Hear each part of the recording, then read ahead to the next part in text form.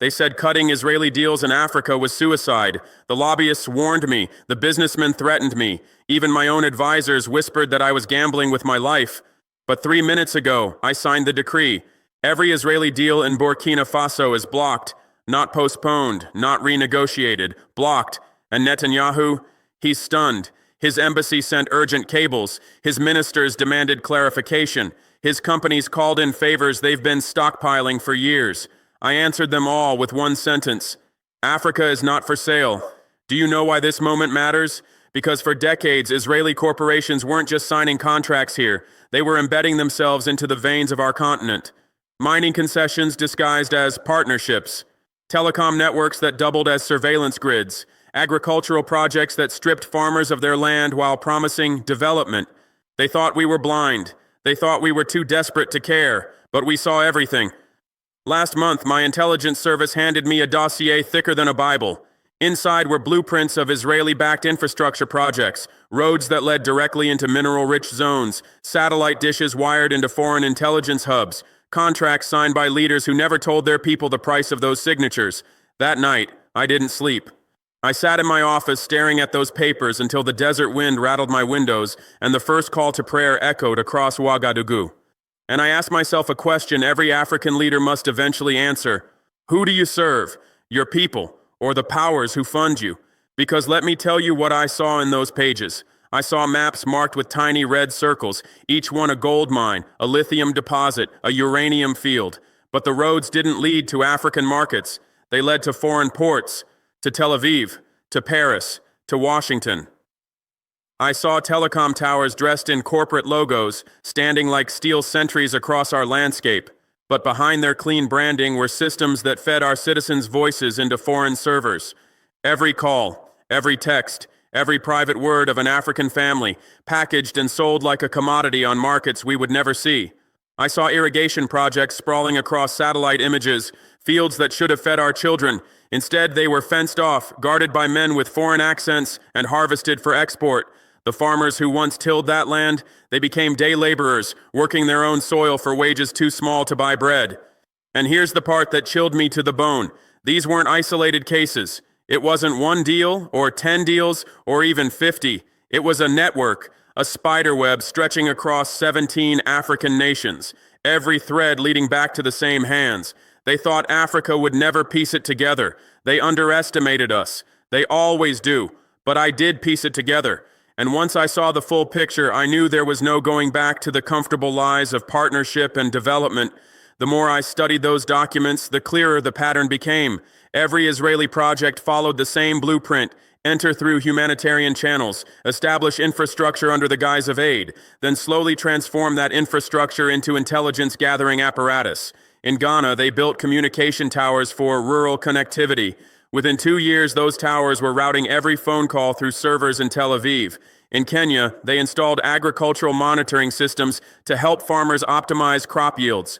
Those systems were actually tracking population movements and mapping resource locations with military precision. In Mali, they established tech training centers for young Africans. The real purpose? To identify and recruit local intelligence assets while mining data from every device that passed through their networks. The pattern was so consistent, so methodical, it could only be the result of centralized planning. This wasn't random corporate opportunism. This was systematic intelligence colonization, orchestrated at the highest levels of the Israeli government. But what truly shocked me was the cooperation from Western allies. French companies provided the legal frameworks. British firms handled the financial structures. American corporations offered technological support. They were all feeding from the same trough, dividing Africa's digital sovereignty among themselves like colonial powers carving up maps. The pressure came fast and from every direction. First, the lobbyists arrived at my doorstep, men in expensive suits with teeth too white and smiles too practiced. They promised consequences if I interfered with established partnerships. They spoke of economic isolation, diplomatic difficulties, and mysterious accidents that befell leaders who didn't cooperate. Then came the businessmen, offering contracts worth billions, shares in multinational corporations, and Swiss bank accounts that would make my children wealthy for generations. When I refused to even hear their proposals, their tone shifted from seductive to menacing. "President," one of them said, leaning across my desk with cold eyes, "you're playing a game you don't understand. The rules were written long before you were born. And when those tactics failed, the threats began in earnest. Whispers of coups spread through international diplomatic circles. Rumors of assassination plots appeared in intelligence briefings from friendly nations. Even some of my own advisors, men I had trusted with my life, pulled me aside with trembling voices. "President, slow down. Don't provoke them. You've seen what happens to African leaders who challenge these forces. Gaddafi is dead. Sankara is dead. No one fights Israel and survives." But I remembered something they had all forgotten, something that steel and money and threats could never touch. I wasn't raised in palaces or educated in foreign universities. I didn't grow up at banquets where African resources were discussed like stock options. I grew up watching my mother count coins for bread, her weathered hands trembling as she tried to stretch our family's meager income. I grew up seeing my father's hands crack and bleed from labor in gold mines, while foreign trucks rolled past our village carrying away wealth he would never touch. So when they told me this fight was impossible, I asked myself, impossible for who? For the men who profit from our silence, or for the people who have nothing left to lose? 3 weeks ago, my intelligence chief, Colonel Sawadogo, walked into my office carrying a folder that would change everything. His face was grave, his usual military composure shaken. Inside that folder were communication intercepts, financial records, and satellite imagery that revealed the full scope of what we were facing. "Mr. President," he said, placing the documents before me, "what we've discovered goes beyond anything we imagined. Israeli-backed companies weren't just doing business in Burkina Faso. They were mapping our mineral deposits with military precision, recording our political meetings through compromised telecommunications, tracking the movement of our citizens through facial recognition systems we never agreed to install. But here's what made me realize we were past the point of diplomacy. They were sharing this intelligence with multinational corporations to help them extract better deals from African governments. Our own data was being weaponized against us, used to exploit us more efficiently. I spent that entire night in my office, the dossier spread across my desk like evidence at a crime scene. The papers looked ordinary, typed contracts, maps, spreadsheets. But to me, they felt like chains. Chains wrapped around my people's necks, chains disguised as development and partnership.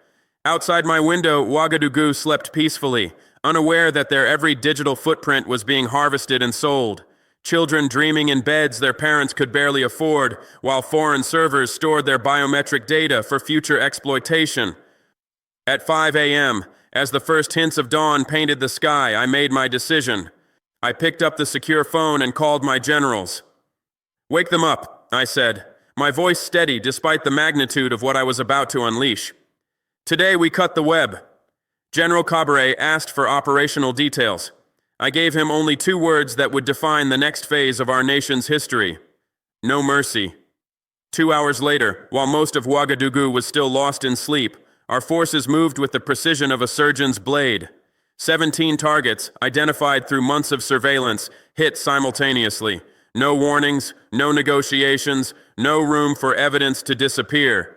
By 7 a.m., the spiderweb that had taken decades to weave was tearing apart.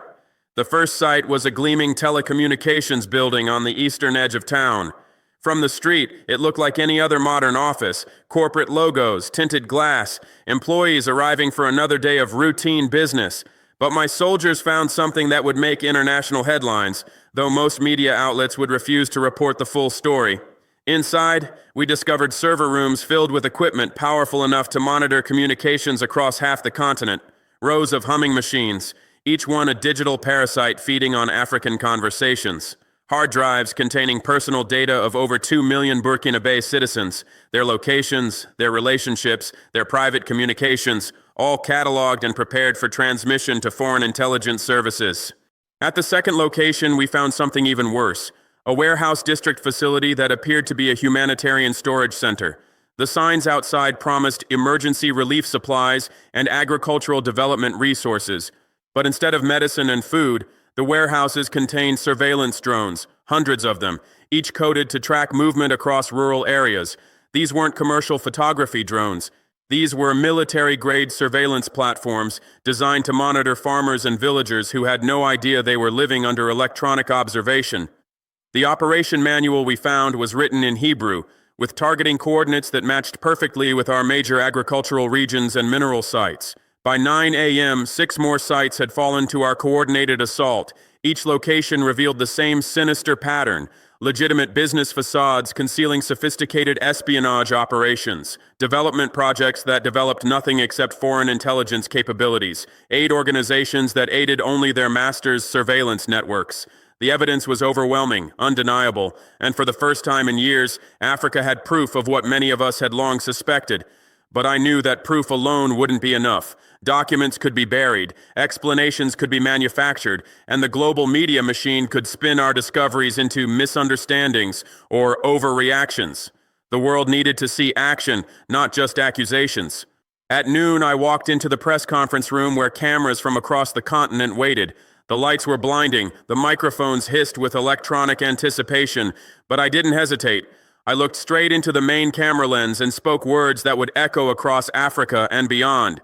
Africa is no longer your laboratory. We are no longer your test subjects, and we are definitely no longer your blind spot. But I wasn't finished. The moment demanded more than sound bites. It demanded truth spoken with the force of conviction. For too long, we have accepted the language of partnership while experiencing the reality of exploitation. We have signed contracts written in boardrooms where African voices were never heard. We have welcomed development projects that developed everything except African prosperity. I paused, letting the weight of those words settle across the room and into the cameras carrying them around the world. Today, that changes. Every Israeli intelligence operation in Burkina Faso ends now.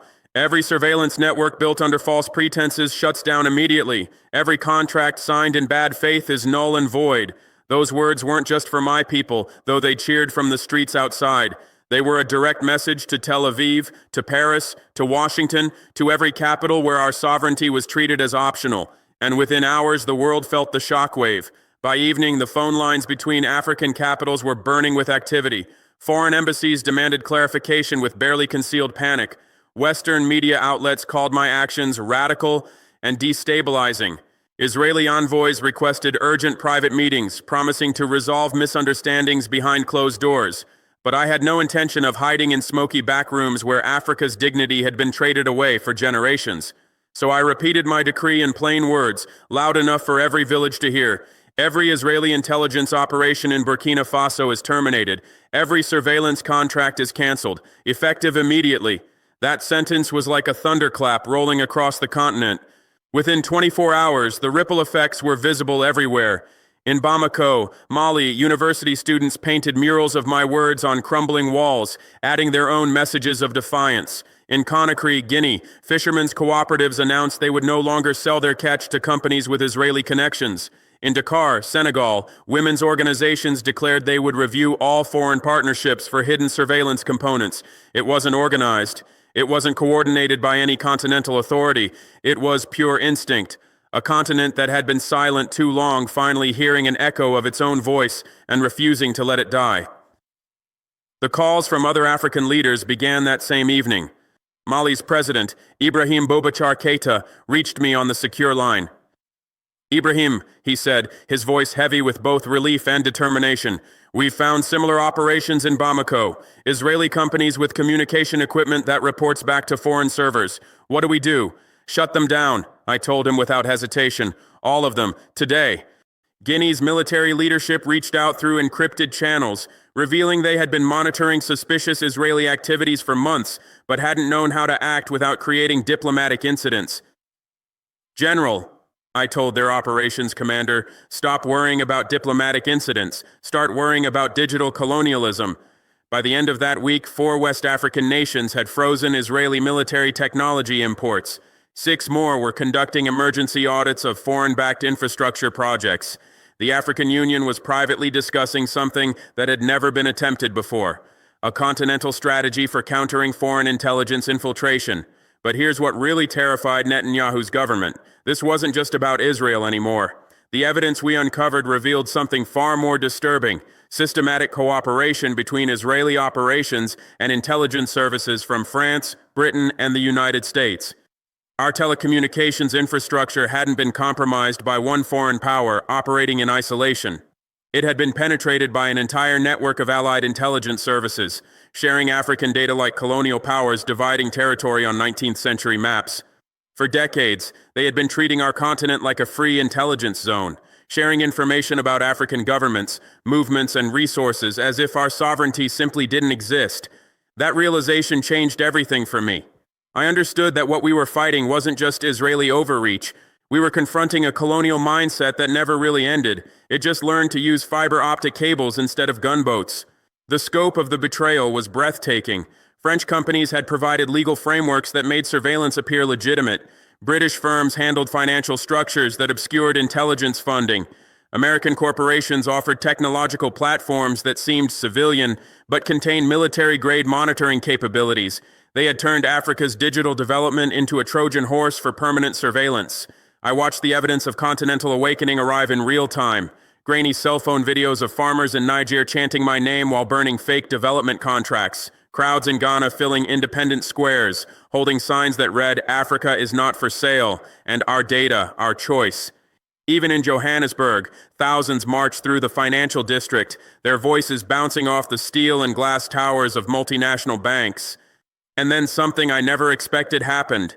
Inside the usually ceremonial chambers of the African Union, leaders who typically shuffled papers and read from prepared scripts began standing up. One after another, they raised the same demand. We must review our deals, all of them. It felt like watching a dam break after decades of pressure. For generations, African presidents and ministers had bowed their heads when Western powers entered the room, accepting whatever terms were offered because resistance seemed impossible. Now, they were standing, not just for Burkina Faso, not just for me, but for themselves and their people. The morning after our operations concluded, I received an angry call from an Israeli diplomat demanding to know on what authority I had acted against legitimate business operations. I told him exactly what authority I had. The authority of a sovereign nation that refuses to be spied on by foreign powers who disguise espionage as economic development. But the conversation that really mattered happened 2 days later. Netanyahu himself requested a private phone call through diplomatic channels. The Israeli Prime Minister, the man who had built his political career on projecting strength, was calling an African military leader to explain his actions. "President Traoré," he began, his voice carefully controlled, "I think there's been a serious misunderstanding about our activities in your region."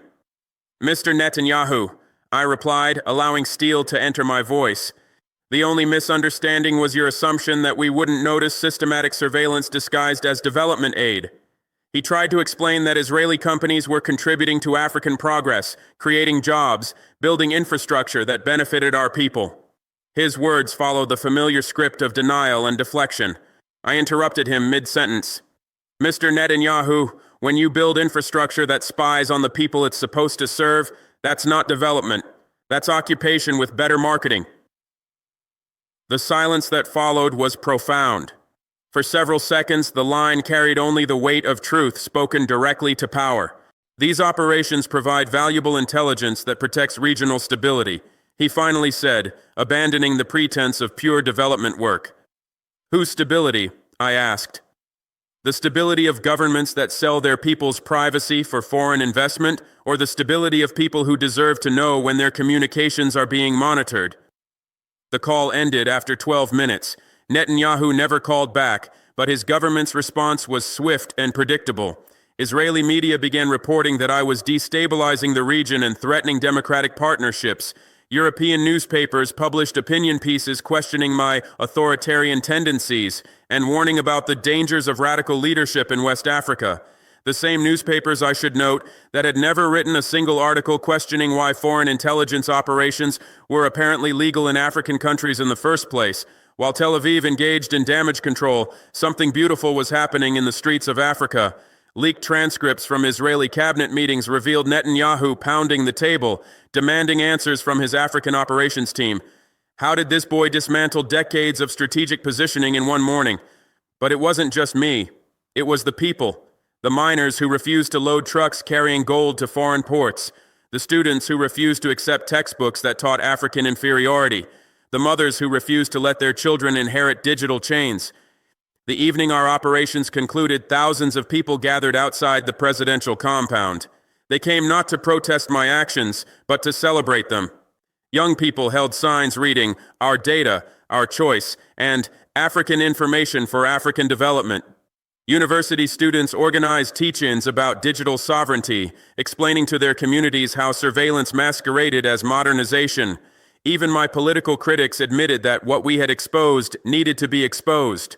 Opposition leaders who usually attacked my every decision stood before cameras and said, "Whatever our differences with President Traoré, we support African digital independence." That unity scared our adversaries more than any military action could have. They understood, perhaps for the first time, that African resistance was not dependent on one leader or one government. It was becoming a continental consciousness. The most important validation came from an unexpected source. Other African leaders who had been quietly frustrated with foreign interference for years began reaching out privately. Presidents, prime ministers, and military commanders from across the continent started sharing their own intelligence about suspicious foreign activities. What emerged was a comprehensive picture of systematic surveillance and data extraction that went far beyond what any single country could address alone. That's when I realized we needed something that had never existed before, an African intelligence doctrine designed by Africans for African interests. Over the following weeks, I worked with leaders from 6 West African nations to draft what we called the Continental Digital Sovereignty Framework. The document wasn't just policy, it was a declaration of digital independence. The principles were simple but revolutionary: complete transparency for all foreign investments in telecommunications and data infrastructure. Any company wanting to operate in African countries must submit to full audits by African-controlled oversight bodies. No exceptions for national security or proprietary technology. Zero tolerance for undeclared intelligence activities. Foreign operations that cannot clearly demonstrate their civilian purpose and African benefit will be immediately terminated. No grace periods, no appeals to diplomatic immunity. Continental cooperation in monitoring and responding to foreign interference. Intelligence sharing between African nations about suspicious foreign activities. What affects one African country affects all of us. Mandatory data localization requirements. African data must be stored on African servers unless explicitly authorized otherwise by African governments for specific transparent purposes. And here's the principle that has Western governments most concerned. African digital infrastructure will primarily serve African interests. Foreign access is a privilege that can be revoked, not a right to be assumed. Netanyahu's government tried to dismiss our framework as economically unrealistic and diplomatically damaging. Israeli ministers warned that African countries couldn't survive without Israeli technology and expertise. They predicted economic collapse, technological isolation, and diplomatic irrelevance. They were wrong about everything. Within 3 weeks of implementing our new digital sovereignty protocols, we had received partnership offers from China, Russia, India, Brazil, and even some European companies willing to operate under transparent conditions. Turns out the world has plenty of technology partners who don't need to spy on their customers to do business profitably. Chinese companies, despite their own reputation for digital authoritarianism, proved surprisingly willing to submit to our transparency requirements when doing business in Africa. Russian technology partners agreed to full audit processes without complaint. Brazilian firms offered communication solutions that kept all data within African borders. Even some European companies began marketing themselves as African digital sovereignty compliant to distinguish themselves from competitors who refused to operate transparently. The market was rewarding transparency and punishing surveillance capitalism exactly as we had hoped it would. The continental impact exceeded even my most optimistic expectations. Morocco announced new restrictions on foreign data collection that required explicit citizen consent for any information gathering. Kenya launched comprehensive audits of all international telecommunications partnerships, discovering several undisclosed monitoring systems. Nigeria began requiring foreign technology companies to store all citizen data within national borders, with physical servers located in Nigerian facilities under Nigerian legal jurisdiction. Even South Africa, usually cautious about challenging Western partners, declared that African digital infrastructure should primarily serve African interests. But the real validation came from an unexpected source. American intelligence officials, in private conversations with African diplomats, admitted they were reassessing some of their own data collection practices in Africa, not because they wanted to, but because our framework was inspiring similar initiatives across the global South. When one continent starts demanding digital sovereignty, it becomes much harder to deny it to others. Our African framework was being studied by governments in Latin America, Southeast Asia, and the Pacific Islands. Countries that had never considered data sovereignty were suddenly demanding the same protections we had established. The domino effect was exactly what global intelligence networks had feared most. Perhaps the most significant change isn't visible in government policies or corporate practices. It's happening in the minds of young Africans who are growing up with completely different expectations about their relationship with the world. University students across the continent are studying our digital sovereignty framework in political science courses. They're organizing international conferences about technological independence. They're demanding that their governments adopt similar protections and reject any foreign partnerships that compromise African digital autonomy. A generation of Africans is maturing with the fundamental expectation that their data, their communications, and their digital infrastructure should serve African interests first. That expectation will shape our continent's relationship with the world for decades to come. These young people don't see digital sovereignty as radical or anti-Western. They see it as basic common sense, as natural as expecting their physical borders to be respected. They cannot understand why previous generations accepted surveillance as the price of development. 6 months after Operation Clear Sight, I can report that Burkina Faso's digital infrastructure is more secure, more transparent, and more beneficial to our people than it has ever been in our nation's history. Our internet speeds have actually improved since we terminated compromised partnerships and replaced them with transparent alternatives. Our telecommunications costs have decreased as we eliminated the hidden expenses of surveillance systems. Our data sovereignty has been restored, with all citizen information stored on servers under African legal jurisdiction. Most importantly, our citizens know that their government is actively protecting their digital rights instead of trading them away for foreign investment dollars. The economic predictions of our critics have proven completely false. Foreign investment in our telecommunications sector has actually increased as companies compete to meet our transparency standards. Employment in our technology sector has grown by 40% as African companies fill roles previously occupied by foreign surveillance operations.